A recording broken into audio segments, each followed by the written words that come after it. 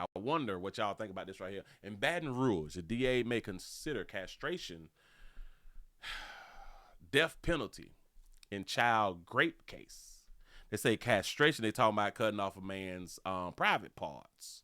Cutting off a man's private parts.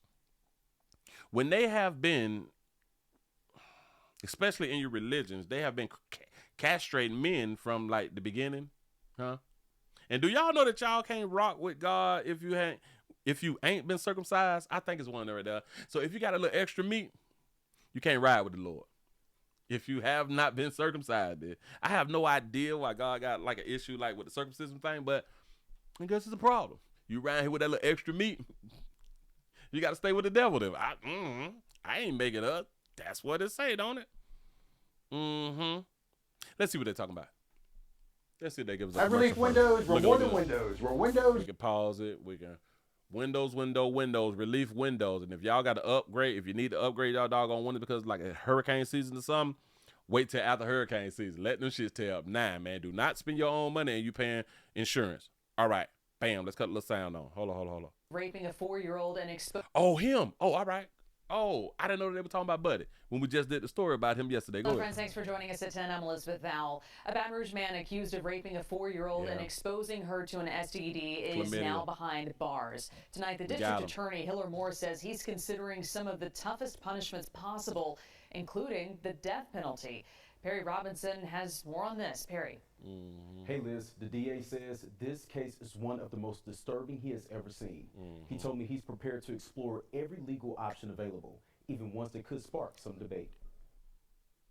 Anthony jokes. So I want y'all to understand this right here too. So the DA wants the public to feel like I am a good DA because I'm going to find the worst thing that we can actually do to a violator, to a suspect, to a offender, to a offender. So this also let me know that with all of the other kids who have been great, well, maybe because they have not received the STD, that they all right. But because he raped a 4-year-old and gave an STD, now we got to think about castration, the death penalty, and all that fly shit right there. So this person want to actually let us know that the other kids, they didn't really matter. Is it just me? I just came up with this right here. So because he raped one and gave an STD, we need to talk about castration and death penalty.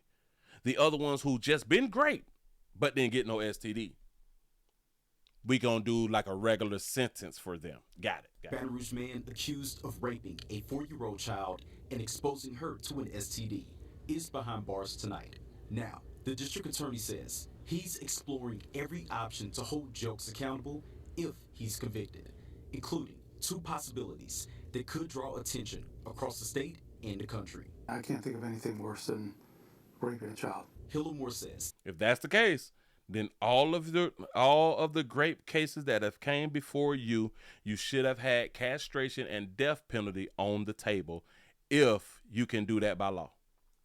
He may seek castration or even the death penalty. I would consider going to the grand jury in this case and seeking a first-degree rape indictment and seeking the potential of a death penalty. You can get the first-degree rape charge. That's gonna be rape easy. Indictment and the grape indictment. That's gonna be easy. The castration and the death penalty part, which you should have been pushing with all children who have been raped. The potential of a death penalty. In 2024, Louisiana became the first state to allow surgical castration in addition to chemical castration in certain sexual assault cases. You say, I bet she white. I ain't even think about that. Giving Moore a clear legal path to pursue that punishment. So they have done this before. Louisiana became the first state to allow surgical castration in addition to chemical castration in certain sexual assault cases. Okay, but then I also got to ask this question. Will they castrate females for graping? Will they castrate females for graping? Giving Moore a clear legal path to pursue that punishment. But seeking the death penalty in a case like this is complicated.